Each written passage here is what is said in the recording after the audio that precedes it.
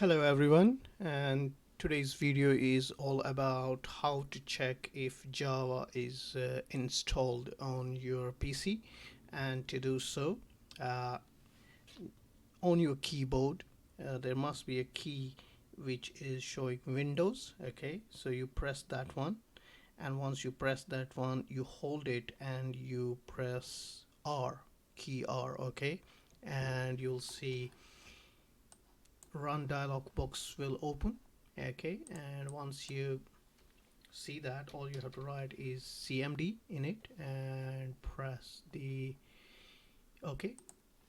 And here you see, and here is my command prompt, and if you see, the cursor is blinking just in front of my name. So all I have to do now is write java space hyphen then version.